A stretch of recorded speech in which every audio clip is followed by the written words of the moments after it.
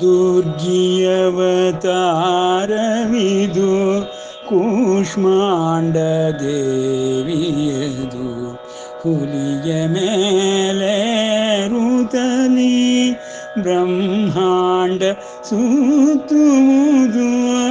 ದುರ್ಗಿಯವತಾರವಿದು ಕೂಷ್ಮಾಂಡ ದೇವಿಯದು.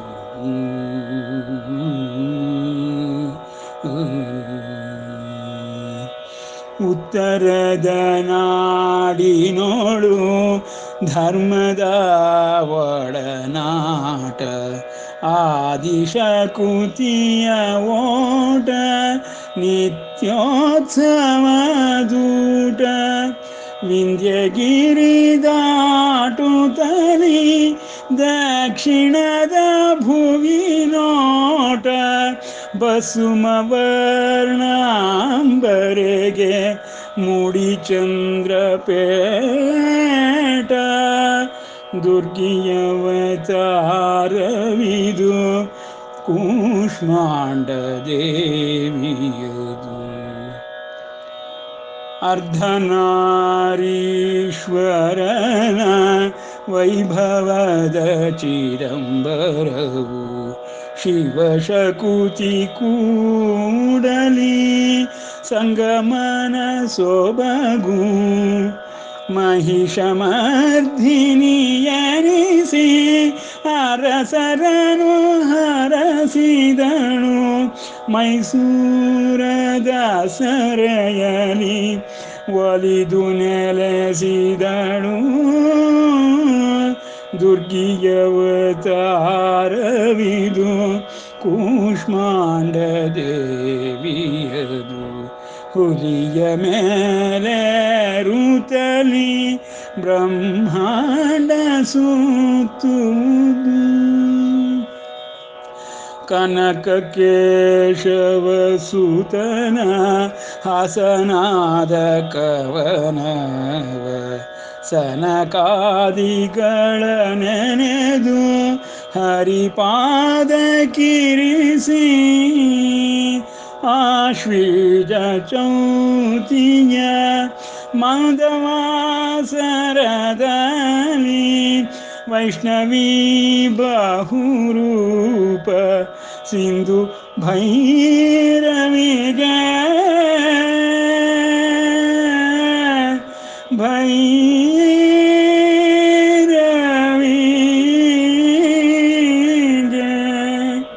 ದುರ್ಗಿಯವತಾರವಿದು ಕೂಷ್ಮಾಂಡ ದೇವಿಯದು ಹುಲಿಯ ಮೇಲೆ ಋತಲಿ ಬ್ರಹ್ಮಾಂಡ ಸುತ್ತುವುದು. ಶುಕ್ಲಾಂಬರಧರಂ ವಿಷ್ಣುಂ ಶಶಿವರ್ಣಂ ಚತುರ್ಭುಜಂ ಪ್ರಸನ್ನವದನಂ ಧ್ಯಾಯೇತ್ ಸರ್ವವಿಘ್ನೋಪಶಾಂತಯೇ. ಅಗಜಾನನ ಪದ್ಮಾರ್ಕಂ ಗಜಾನನಮಹರ್ನಿಶಂ ಅನೇಕದಂತಂ ಭಕ್ತಾನಾಂ ಏಕದಂತಮುಪಾಸ್ಮಹೇ. ಅಂಬ ತ್ವಾಮನುಸಂದದಾಮಿ ಭಗವದ್ಗೀತೆ ಭವದ್ವೇಷಿಣೀ. ಗೀತಾ ಮೇ ಪರಮಾ ವಿದ್ಯಾ ಬ್ರಹ್ಮರೂಪಾ ನ ಸಂಶಯಃ. ಅರ್ಧಮಾತ್ರಾಕ್ಷರಾ ನಿತ್ಯಾ ನಿರ್ವಾಚ್ಯ ಪದಾತ್ಮಿಕಾ. ಚಿದಾನಂದೇನ ಕೃಷ್ಣೇನ ಪ್ರೋಕ್ತಾ ಸ್ವಮುಖತೋರ್ಜುನಂ. ವೇದತ್ರಯೀ ಪರಾನಂದ ತತ್ವಾರ್ಥಜ್ಞಾನ ಸಂಯುತ. ಯೋಷ್ಟಾದಶಿ ಜಪೋ ನಿತ್ಯಂ ನರೋ ನಿಶ್ಚಲಮಾನಸಃ. ಜ್ಞಾನಸಿದ್ಧಿಂ ಸಲಭತೆ ತತೋ ಯಾತಿ ಪರಂ ಪದಂ. ಪರಿತ್ರಾಣಾಯ ಸಾಧೂನಾಂ ವಿನಾಶಾಯ ಚ ದುಷ್ಕೃತಾಂ. ಧರ್ಮ ಸಂಸ್ಥಾಪನಾರ್ಥಾಯ ಸಂಭವಾಮಿ ಯುಗೇ ಯುಗೇ. ಸರ್ವಧರ್ಮಾನ್ ಪರಿತ್ಯಜ್ಯ ಮಾಮೇಕಂ ಶರಣಂ ವ್ರಜ. ಅಹಂ ತ್ವಾ ಸರ್ವಪಾಪೇಭ್ಯೋ ಮೋಕ್ಷಯಿಷ್ಯಾಮಿ ಮಾ ಶುಚಃ. ಇದುವರೆಗೆ ನಾವು ಭಗವದ್ಗೀತಾ ಜ್ಞಾನ ಅಭ್ಯಾಸದ ವಿಶ್ವರೂಪ ದರ್ಶನವನ್ನು ಅರ್ಜುನನು ಹೇಗೆ ನೋಡುತ್ತಾ ಭಯಭೀತನಾಗಿದ್ದಾನೆ ಎಂಬ ಮಾತುಗಳನ್ನು ತಿಳಿದುಕೊಳ್ಳುತ್ತಾ 11ನೇ ಅಧ್ಯಾಯದಲ್ಲಿ 15ನೇ ಶ್ಲೋಕದಿಂದ 31ನೇ ಶ್ಲೋಕದವರೆಗೆ ಅರ್ಜುನನ ಈ ವರ್ಣನೆಗಳು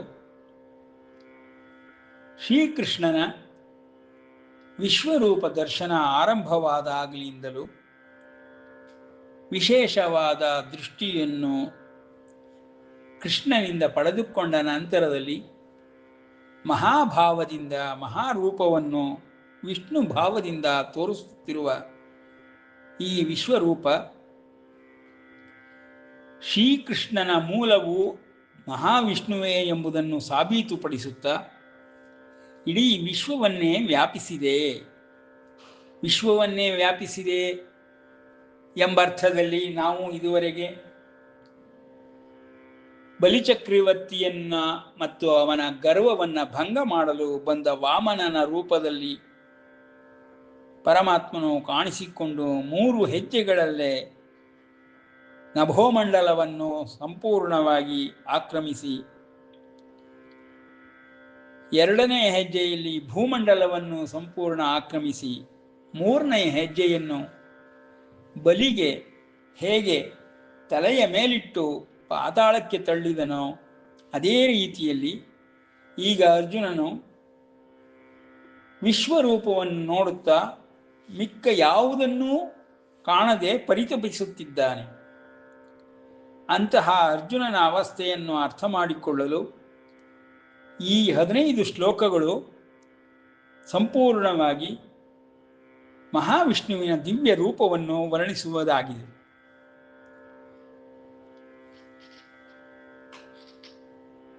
ನಿನ್ನೆಯವರೆಗೆ ನೋಡಿದ ಮಹಾ ವಿಷ್ಣು ರೂಪವನ್ನು ವರ್ಣಿಸುತ್ತಾ ಅರ್ಜುನನು ದ್ಯಾವಾ ಪೃಥಿವ್ಯೋರಿದಮಂತರಂ ಹಿ ವ್ಯಾಪ್ತಂ ತ್ವಯ್ಯೇಕೇನ ದಿಶಶ್ಚ ಸರ್ವಾ ದೃಷ್ಟಾದ್ಭುತಂ ರೂಪಮುಗ್ರಂ ತವೇದಂ ಲೋಕತ್ರಯಂ ಪ್ರವ್ಯಥಿತಂ ಮಹಾತ್ಮನ್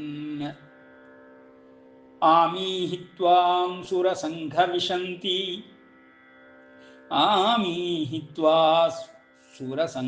ವಿಶಂತಿ ಕೇಚಿದ್ಭೀತಾಃ ಪ್ರಾಂಜಲಯೋ ಗೃಣಂತಿ ಸ್ವಸ್ತೀತ್ಯುಕ್ತ್ವಾ ಮಹರ್ಷಿ ಸಿದ್ಧಸಂಗಾಃ ಸ್ತುವಂತಿ ತ್ವಾಂ ಸ್ತುತಿಭಿಃ ಪುಷ್ಕರಾಭಿಃ ರುದ್ರಾದಿತ್ಯಾ ವಸವೋ ಯೇ ಚ ಸಾಧ್ಯ ವಿಶ್ವೇಶ್ವಿನೌ ಮರುತಶ್ಚೋಶ್ಚಪಾಶ್ಚ ಗಂಧರ್ವಯಕ್ಷಾಸುರಸಿದ್ಧಸಂಗಾಃ ವೀಕ್ಷ್ಯಂತೆ ತ್ವಾಂ ವಿಸ್ಮಿತಾಶ್ಚೈವ ಸರ್ವೇ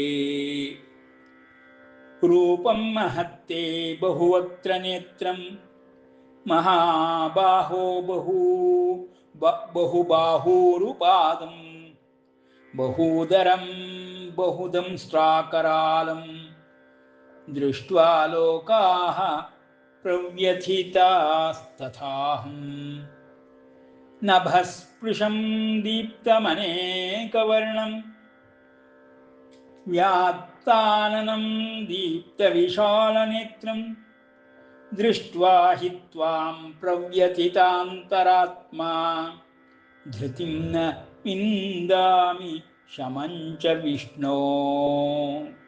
ವಿಷ್ಣುವಿನ ಮಹಾರೂಪ ಅರ್ಜುನನಿಗೆ ಕಾಣಿಸುತ್ತಿದೆ.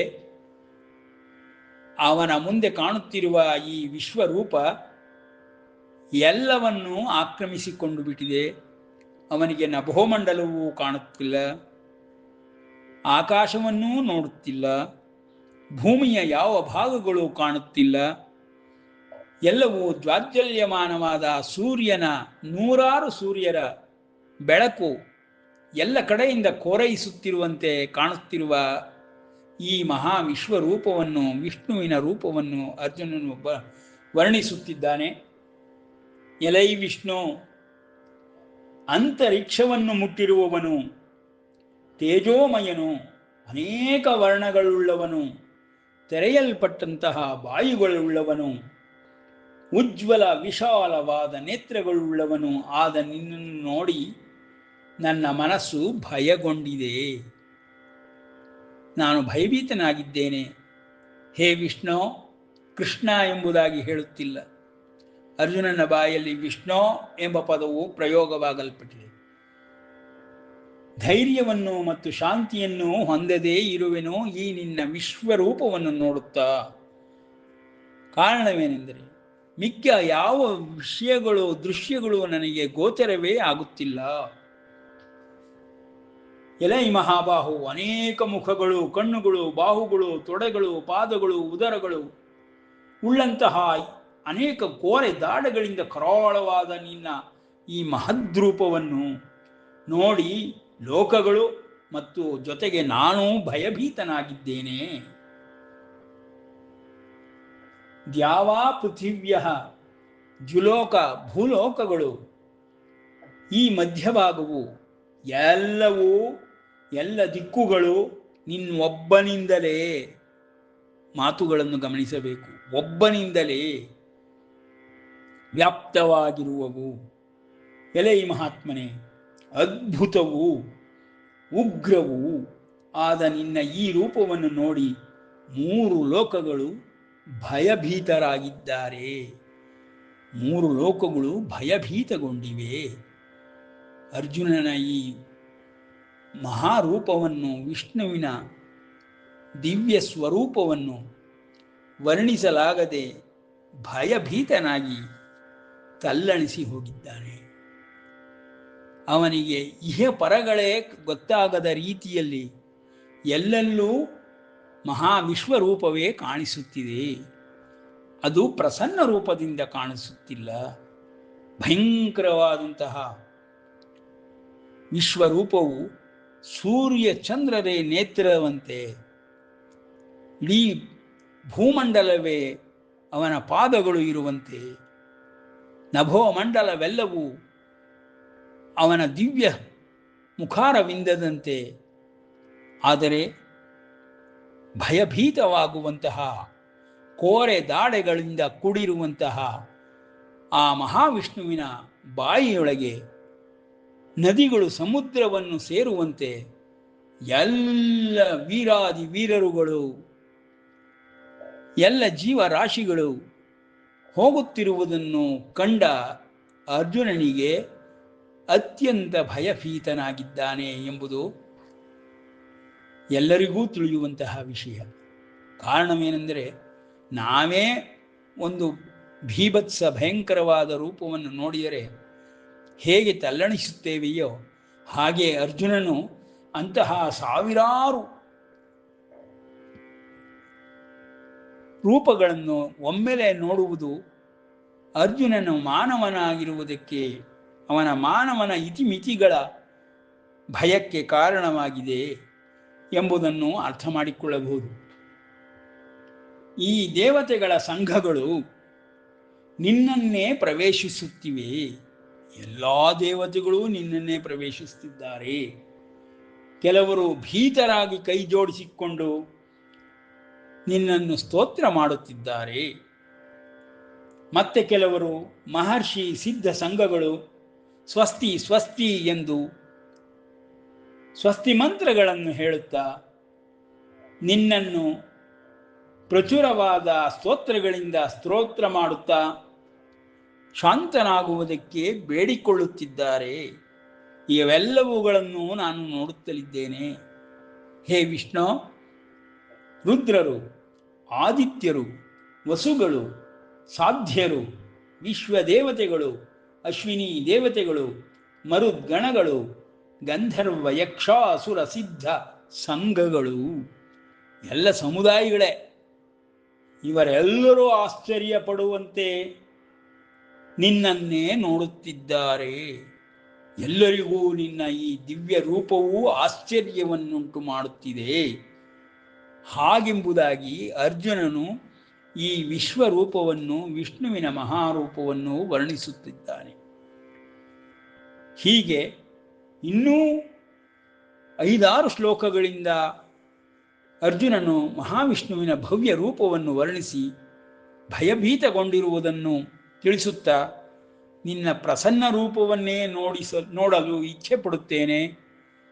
ಹೇ ಕೃಷ್ಣನ ರೂಪದಲ್ಲಿ ಕಾಣಿಸಿಕೋ, ಹೇ ಮಹಾವಿಷ್ಣುವೇ ಎಂಬಂತೆ ಬೇಡಿಕೊಳ್ಳುತ್ತಿದ್ದಾನೆ.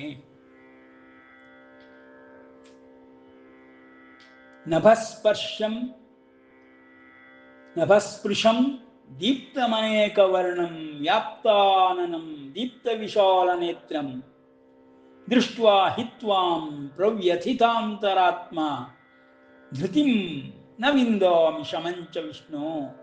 ಪ್ರವ್ಯಥಿತಾಂತರಾತ್ಮ, ಅಪ್ಪ ನನ್ನ ಮನಸ್ಸು ಭಯಗೊಂಡಿದೆ, ತಲ್ಲಣಗೊಂಡಿದೆ, ನಾನು ಎಲ್ಲಿ ಕಳೆದು ಹೋಗಿದ್ದೇನೋ ಎನ್ನುವಂತೆ ಭಯಭೀತನಾಗಿದ್ದೇನೆ. ಹೇ ವಿಷ್ಣು, ನಿನ್ನ ಈ ಭವ್ಯ ದಿವ್ಯ ರೂಪವನ್ನು ತೆಗೆದುಕೊಂಡು ಶ್ರೀಕೃಷ್ಣನಂತೆ ಮಾನವ ರೂಪದಲ್ಲಿ ಪ್ರಸನ್ನನಾಗಿ ಕಾಣಿಸಿಕೋ ಎಂದು ಬೇಡಿಕೊಳ್ಳುತ್ತಾನೆ.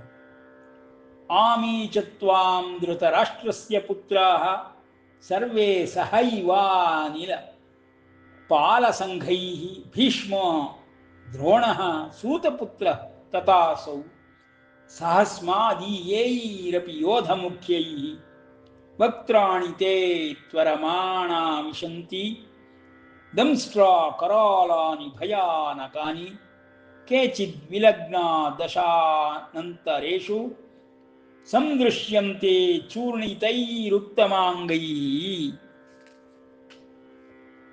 ಯಥಾ ನದೀನಾಂ ಬಹವೋಂಬುವೇಗಾಃ ಸಮುದ್ರಮೇವಾಭಿಮುಖಾ ದ್ರವಂತಿ ತಥಾ ತವಾಮಿ ನರಲೋಕವೀರಾಃ ವಿಶಂತಿ ವಕ್ತ್ರಾಣ್ಯಭಿವಿಜ್ವಲಂತಿ ಯಥಾ ಪ್ರದೀಪ್ತಂ ಜ್ವಲನಂ ಪತಂಗಾ ವಿಶಂತಿ ನಾಶಾಯ ಸಮೃದ್ಧವೇಗಾಃ ತಥೈವ ನಾಶಾಯ ವಿಶಂತಿ ಲೋಕಾಃ ತವಾಪಿ ವಕ್ತ್ರಾಣಿ ಸಮೃದ್ಧವೇಗಾಃ ಲೇಲೀಹ್ಯಸೆ ಗ್ರಸಮಾನಃ ಸಮಂತಾಲ್ ಲೋಕಾನ್ ಸಮಗ್ರಾನ್ ವದನೈಃ ಜ್ವಲದ್ಭಿಃ. ಆಕಾಶದಲ್ಲಿಯೇ ಉರಿಯುತ್ತಿರುವ ಮಹಾ ಅಗ್ನಿಯಂತೆ, ಪ್ರಳಯಾಗ್ನಿಯಂತೆ ಕಾಣಿಸುತ್ತಿದೆ. ತೇಜೋಭಿರಾಪೂರ್ಯ ಜಗತ್ ಸಮಗ್ರಂ ಭಾಸಸ್ತವೋಗ್ರಾಹ ಪ್ರತಪಂತಿ ವಿಷ್ಣೋಃ. ಅಪ ವಿಷ್ಣುವೇ, ಈ ಪ್ರಜ್ವಲಿಸುತ್ತಿರುವಂತಹ ನಿನ್ನ ಮುಖ ಕಮಲಗಳಿಂದ ಎಲ್ಲ ಕಡೆಯಿಂದಲೂ ಸಮಸ್ತ ಲೋಕಗಳನ್ನು ನುಂಗುವವನಾಗಿಯೇ ಇದ್ದೀಯೇ. ಎಲ್ಲವೂ ನಿನ್ನಲ್ಲಿಯೇ, ನಿನ್ನ ವದನಾರವಿಂದದಲ್ಲಿಯೇ ಸೇರಿಕೊಳ್ಳುತ್ತಲಿದೆ. ಎಲ್ಲವನ್ನು ನೀನು ನುಂಗಿ ಚಪ್ಪರಿಸುತ್ತಿದ್ದೀಯೇ. ನಿನ್ನ ಉಗ್ರವಾದ ಕಾಂತಿಗಳು, ತೇಜಸ್ಸುಗಳು ತುಂಬಿಕೊಂಡ ಜಗತ್ತನ್ನೆಲ್ಲ ತನ್ನ ಶಾಖದಿಂದ ತಪಿಸುತ್ತಿದೆ. ಹೀಗೆ ಮಹಾವಿಷ್ಣುವಿನ ದಿವ್ಯ ರೂಪವನ್ನು ಕಂಡ ಅರ್ಜುನನು ಹಿಂದೆಂದೂ ಊಹಿಸಲಾಗದ, ಮುಂದೆಯೂ ಮರೆಯಲಾಗದ ದೃಶ್ಯಗಳನ್ನು ನೋಡುತ್ತಾ ವರ್ಣಿಸುತ್ತಾ ಭಯಭೀತನಾಗಿದ್ದಾನೆ. ಇಂತಹ ದಿವ್ಯ ರೂಪವನ್ನು ಮೊದಲು ನೋಡಲು ಇಚ್ಛುಕನಾಗಿ ಕೇಳಿಕೊಂಡನಾದರೂ ಇಷ್ಟು ಭಯಾನಕವಾಗಿರುವುದೆಂಬುದನ್ನು ಅವನು ಗಮನಿಸಿಯೇ ಇರಲಿಲ್ಲ ಎಂಬುದು ಸ್ಪಷ್ಟವಾಗಿ ಗೊತ್ತಾಗುತ್ತದೆ. ಅಂತಹ ದಿವ್ಯ ರೂಪವನ್ನು ಪರಮಾತ್ಮನು ದೇವಾನುದೇವತೆಗಳಿಗಾಗಲಿ ಯಾರಿಗೇ ಆಗಲಿ ಇದುವರೆಗೂ ನಾನು ತೋರಿಸುವುದೂ ಇಲ್ಲ ಎಂಬುದಾಗಿ ಪರಮಾತ್ಮನು ಮುಂದೆ ಉತ್ತರವನ್ನು ಕೊಡುತ್ತಾ, ಅರ್ಜುನನ ಭಯಕ್ಕೆ ಕಾರಣವಿಲ್ಲವೆಂಬುದನ್ನು, ತಾನು ಮತ್ತೆ ಕೃಷ್ಣನಂತೆ ಪ್ರಸನ್ನ ರೂಪನಾಗುವೆನೆಂಬುದನ್ನು ಅಭಯ ಕೊಡುವ ಮಾದರಿಯಲ್ಲಿ ಅರ್ಜುನನನ್ನು ಸಂತೈಸುತ್ತಾ ಮಹಾವಿಷ್ಣು ಭಾವವನ್ನು ಹಿಂತೆಗೆದುಕೊಂಡು ತನ್ನ ಯೋಗ ಸಿದ್ಧಿಗಳಿಂದ ಕೃಷ್ಣನ ದಿವ್ಯವಾದ ಪ್ರಸನ್ನ ರೂಪವನ್ನೇ ಮತ್ತೆ ತೋರಿಸಲಾರಂಭಿಸುತ್ತಾನೆ. ಯಾವಾಗ ಮಹಾವಿಷ್ಣು ರೂಪವನ್ನು, ಭವ್ಯ ರೂಪವನ್ನು ಹಿಂತೆಗೆದುಕೊಳ್ಳುತ್ತಾನೆಯೋ, ಕೃಷ್ಣನಂತೆ ಮತ್ತೆ ಪ್ರಸನ್ನ ರೂಪಿಯಾಗಿ ಕಂಗೊಳಿಸುತ್ತಾನೆಯೋ, ಆ ಕ್ಷಣದಿಂದಲೇ ಅರ್ಜುನನು ದಿವ್ಯ ಭಾವವನ್ನು ಹೊಂದಿ ಮಹಾವಿಷ್ಣುವಿಗೆ ಎಲ್ಲ ರೀತಿಯಿಂದೆಲ್ಲೋ ನಮಸ್ಕರಿಸುತ್ತಾ ತನ್ನ ತಪ್ಪುಗಳೆಲ್ಲವನ್ನು, ಅಲ್ಪ ಮಾನವ ಬುದ್ಧಿಯನ್ನು ಅರ್ಥ ಮಾಡಿಕೊಂಡು ಭಗವಂತನಲ್ಲಿ ಶರಣಾಗತನಾಗಿ ಎಲ್ಲ ಕಡೆಯಿಂದಲೂ ನಮಸ್ಕಾರ ಎಂಬುದಾಗಿ ಹೇಳಲಾರಂಭಿಸುತ್ತಾನೆ. ಈ ಅರ್ಜುನ ಎಲ್ಲ ಭಾವಗಳಿಂದ ತುಂಬಿ ಮತ್ತೆ ಮಾನವ ರೂಪವನ್ನು ಅರ್ಥ ಮಾಡಿಕೊಳ್ಳುವ, ಇತಿಮಿತಿಗಳನ್ನು ತಿಳಿದುಕೊಳ್ಳುವ ಸ್ಥಿತಿಗೆ ಬಂದ ನಂತರದಲ್ಲಿ ಶ್ರೀಕೃಷ್ಣನು ಅಭಯ ವಾಕ್ಯಗಳನ್ನು ಅರ್ಜುನನಿಗೆ ಕೊಡುತ್ತಾ ತನ್ನ ದಿವ್ಯವಾದ ಮಹಾವಿಷ್ಣು ರೂಪವನ್ನು, ವಿಶ್ವರೂಪವನ್ನು ಹಿಂತೆಗೆದುಕೊಳ್ಳುತ್ತಾನೆ ಎಂಬಲ್ಲಿಗೆ ವಿರಮಿಸೋಣ. ಶ್ರೀಕೃಷ್ಣಾರ್ಪಣಮಸ್ತು.